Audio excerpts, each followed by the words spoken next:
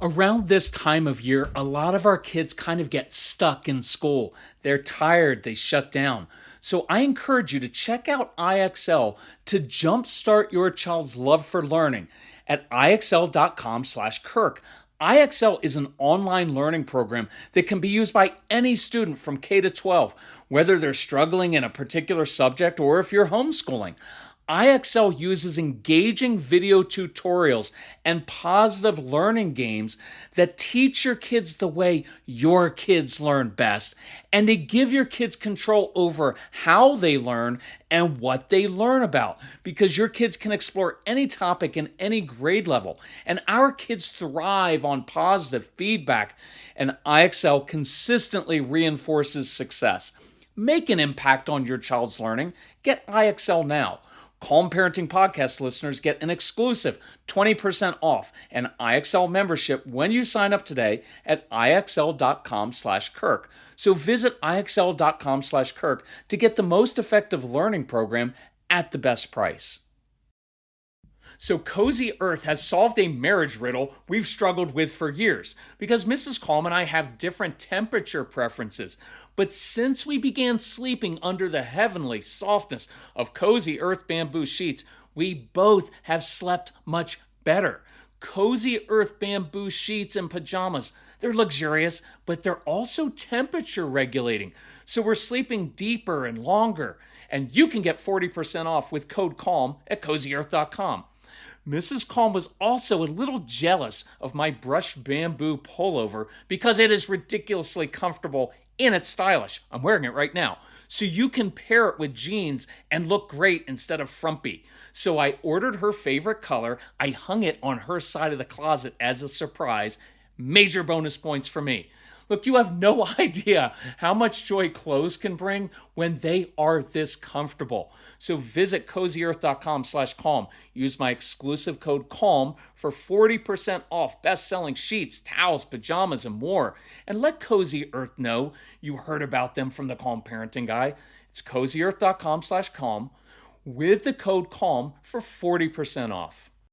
So this really nice couple comes up after our live event last night and asked this. They said, we had $400 bills in a cupboard after selling something, and then noticed that 3 of the bills were missing.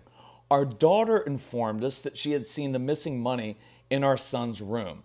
Now, I played like I didn't know. I got down at my son's eye level, and I asked him if he had taken the money, and he denied it.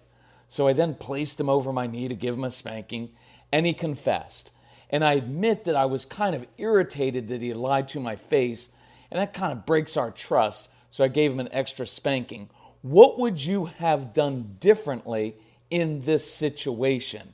That is what we're going to discuss on this episode of the Calm Parenting Podcast. So welcome, this is Kirk Martin, founder of Celebrate Calm. You can find us at celebratecalm.com. If you need any help, reach out to Casey, our son, right? He was just like this little guy, right, that the couple was talking about. It CASEY at celebratecalm.com.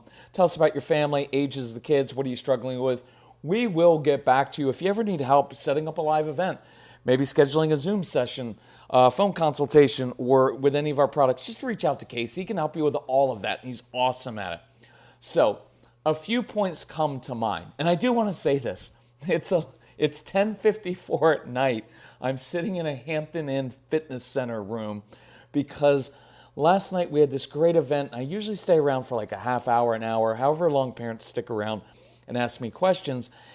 And this nice couple had come up, and I didn't feel like I'd given them the best answer that I could have, and I felt really bad about that all day. So I had a 10-hour drive today, and I was kind of formulating this in my head as I was driving, and I thought, I need to do this tonight. So if this sounds a little funky, forgive me for that, but I like to record these things while it's top of mind, while I'm passionate about it, while I'm really into it.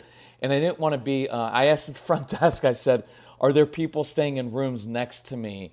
And she said, yeah. And I said, okay, I don't want to be a jerk and wake them up because, kind of talk a little bit loud. So I'm actually sitting on a treadmill doing this. So I hope it's worth it, and I hope you find this helpful. So a few thoughts come to mind. Number one, I have a distinct bias here. I expect a kid to grab the $100 bills. I don't know if you've ever seen $100 bills, but they're cool looking and it's a lot of money, right? So I'd be shocked if a kid didn't go for that. And I'd ask you to read history, study human nature, and for my Christian and religious friends out there, actually read what's in those ancient stories. It's a book filled with people who constantly disobey authority figures. They eat from the forbidden tree and then lie and blame others when confronted by the authority figure, right? Like, she made me do it. And that's just the opening scene. Then you have a brother murdering his brother, and you actually have a series of brothers leaving their brother for dead and lying to their father about it, and then another brother deceiving his own brother and his father. You've got a favorite king committing adultery and murder. You've got a father of many nations apparently fathering different children with different women, right? You've got drunkenness and incest. So stop acting like, oh, well, if we're a really good family, nobody ever does anything wrong. It's just not how it works. It's human nature, right? So why would this surprise you that a kid stole some tantalizing looking $100 bills? Am I excusing it? Absolutely not. Was it right of him to do it? Absolutely not. I just don't get that worked up about it and make it into this big thing of like, our son's a kleptomaniac and he steals and he has integrity issues. No, stop doing that, right? So number two, of course your son lied. It's actually, look, if you think about it, it's a good sign. It means he has a conscience and he knows he did something wrong. There's no moral ambiguity here. There's no need for a long lecture about stealing. Kids know this from a very early age, right? That kid knew when he first set his eyes and fingers on those crisp dollar bills that it was wrong. That's why he hid them in his room. That's why he lied when asked about it, because he knew it was wrong. He didn't want the consequences. He didn't want to get caught disappointing you. He was possibly afraid of your reaction and the consequence you'd give, so he lied right to your face. See, that makes perfect sense to me. And please note this. It's not just that our kids fear the consequences of getting caught. They don't like disappointing us, and they often feel embarrassed and ashamed by their behavior, and they want to hide it. Sometimes they just fear the anger. They dread the long lectures that we give. And I'd also realize that direct eye contact can be intimidating. And I want the guys to know this. Sometimes it's just too intense. Sometimes men are just plain intimidating. We are. And look, there's a healthy balance in here, right? There are things that my son would say to his mom that he'd never say to me, right? Those things happen. And so there is a healthy respect sometimes for, the man, the guy. But see, I want respect. I don't want intimidation. My dad ruled our home and his 4 boys through fear and intimidation. It's not my goal. I want my son to listen to me because he trusts me and respects me. I don't want him to obey out of obligation or obey out of fear. I want him to listen to me because he respects me and he trusts me. And that's going to be a mindset shift for some of you.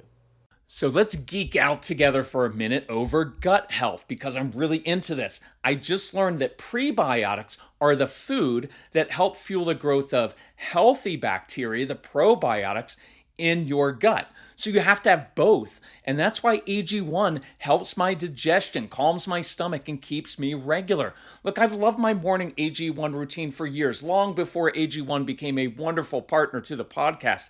It's a quick, easy win because I start my day with 75 vitamins, probiotics, prebiotics, and whole food sourced ingredients. I just don't have that stomach distress anymore, where that bloating, that kind of interferes with your day and puts you on edge. Plus my weight is down. I've got energy for this hiking season. I'm drinking my AG1 right now while I'm recording this, and I think you should as well. AG1 is offering new subscribers a free $76 gift when you sign up. You'll get a welcome kit, a bottle of D3 and K2, which I love, and 5 free travel packs in your first box. So check out drinkag1.com/calm to get this offer. That's drinkag1.com/calm to be kind to your gut. So, if I'm being honest, here's kind of like third thought. If I'm being honest, your slight game of gotcha was also kind of dishonest, right? You asked him if he had taken the dollar bills, but you already knew that he did, unless your daughter's a psychopath who planted the dollar bills in his room to make him look bad. So in a way, what you did was a form of entrapment that didn't need to happen. And this is for all parents, and I do mean this.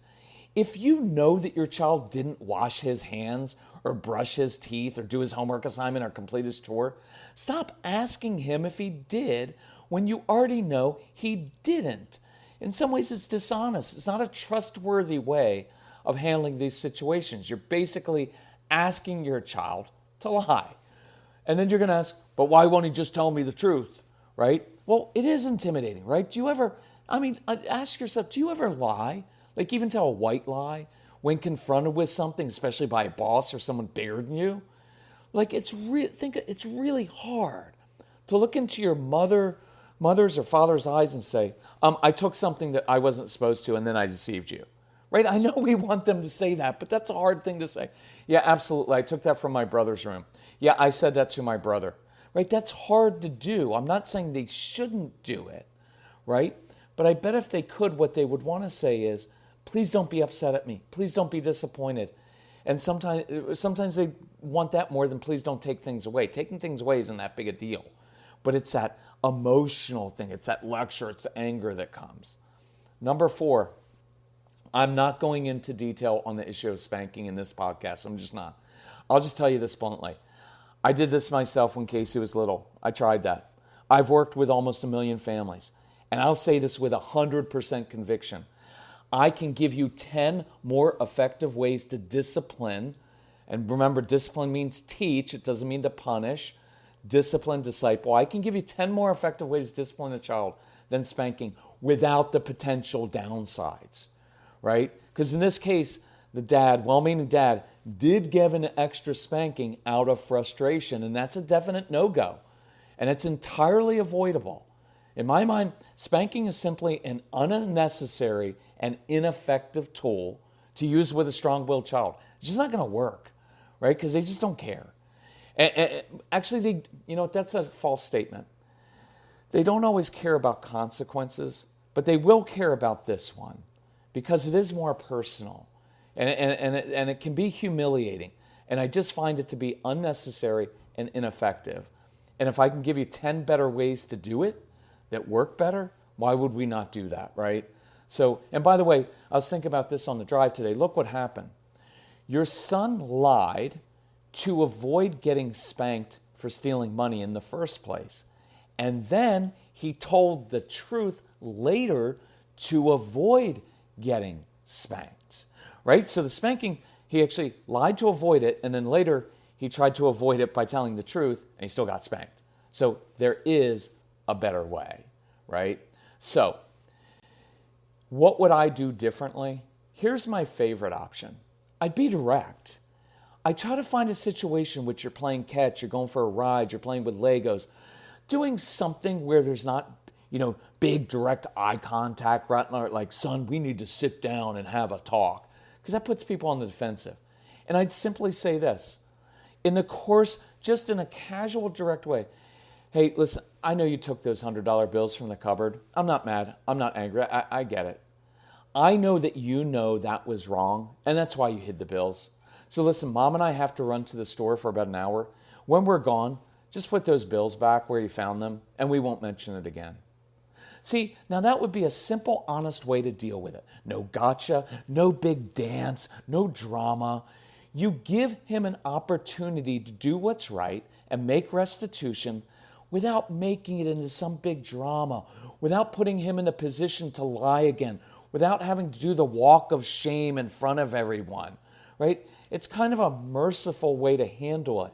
And I know some of you are going to chafe at that, But I guarantee you, and I mean this, you wouldn't want to have your secret adult sins and weaknesses exposed, because you have them, because I'm a man and I know this.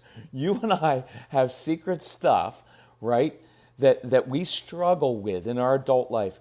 You wouldn't want to have that exposed in front of your family or friends and have to answer for it all the time. You'd be embarrassed and you'd be ashamed. True? So, when you come home from the grocery store, wherever you're going, and you see the money back there, do not make a big deal out of it. No big praise. Look, your son in many ways did what was expected of him both times. He took the shiny dollar bills. I kind of expect that. And then he put them back. And that's what was expected, because that was the right thing to do. And you're not raising a sociopath. You're just raising a little impulsive kid. So maybe just a little fist bump in passing, and then move on with your day. See, that promotes trust, because now he can trust that you are not going to freak out when he does tell you the truth. And you don't escalate something normal into some major issue, wring your hands and lecturing endlessly about integrity and trust, and we can't. None of that, right? Now, separately, here's what else I would begin doing with your child. And I want this to be kind of separate from the incident, but I would begin practicing some new skills. And we did this in our home. It's dorky, it's uncomfortable at times, but we would role play. Why? Because role play is practicing new skills and behavior. So your son, your daughters, they need to practice verbally saying, hey, mom, dad, I did that. I apologize. I was wrong. I took the money.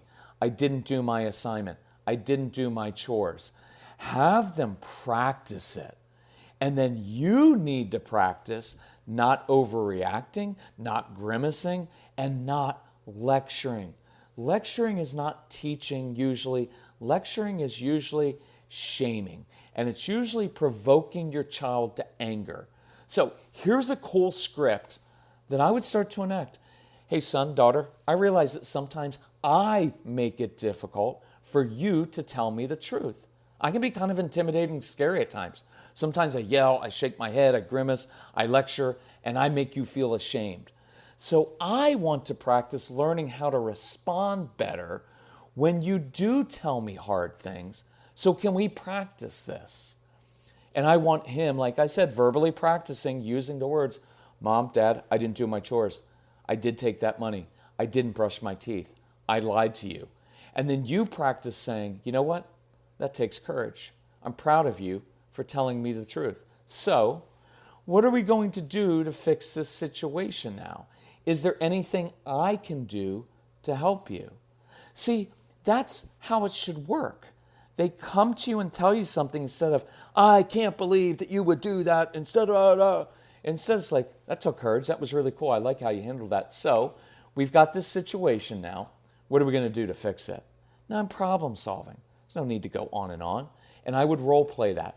I would practice verbalizing this so they just get to say it out loud, and you practice responding in stride, again, without overreacting, creating drama, or an anguished face. Think about this. I want you to make it easy for your kids to come boldly to ask for grace and help in time of need, instead of being afraid, instead of being tentative, that you're going to be mad, right? For my religious friends, very, very, very important. If you want your kids to be able to trust God, then they've got to be able to trust you. But if you're kind of scary and intimidating and give them shame, guess how they're going to picture God, right? I want them to be able to come to you and say, hey, Pop, I lied right to your face. And you'd be like, yeah, I know. It's nothing new. So what are we going to do about that? And look, I'll add something here that I hadn't thought about in a little while. Our kids, oftentimes, if you say, hey, so what do you think the consequence should be for lying or for taking that? They'll often choose a more difficult consequence. Is that not true? So put it in their court. Instead of making this like, we create this us versus them dynamic, right? I'm telling you, many of us, right, people of faith, make this make faith stuff a thing of like us versus them, both in society. It's like God versus us. And then we wonder why people don't want to be part of it because it's not pleasant. It's just always conflict all the time and it's shame. So they will choose a more difficult consequence sometimes. So let's make it more about problem solving. So here's another idea. You could actually have a predetermined code word or routine. So if your child comes and says, hey, mom, dad, will you go throw the football with me? Or will you go for a walk? Or will you go grab a slice of pizza? Or will you paint your nails with me? Maybe that's a sign that they want to talk to you. And it lets you both know, like, we're going to talk about something of consequence here. So I've got to be ready so I don't overreact. And in this situation that just happened, you could prompt it and say, hey, think it'd be a good time to go out and play catch? Hey, honey, you want to go get the nail polish out? Right? And it's a prompt to do something together where you're both relaxed and it's free of drama. So I'd like you to have this in place, especially for the teen years, when your kids are going to need to talk about deep stuff and tough issues of great importance without being afraid of your reaction. So, final thought. The way we typically handle this, there are still these overriding feelings of shame and distrust, trust and worry and fear hanging over everyone, right? It creates this whole like icky feeling over it. And I don't think that has to be that way. It's not healthy. And that doesn't inspire a kid to be open and honest, right? The shaming, the spanking, the anger can actually create a dynamic in which kids are more likely to just get better at sneaking, hiding, deceiving, and lying. So rather than put all the onus on the child to create trust, I want to take the lead on creating trust. You know why? Because I'm the adult. It's my job. I want to demonstrate very clearly and consistently to my child, you can trust me. You can trust that I won't shame and get angry and lecture. So it's safe to come to me and tell me anything. That is a higher form of discipline because that shifts it from being about changing behavior to being based on a two-way trusting relationship.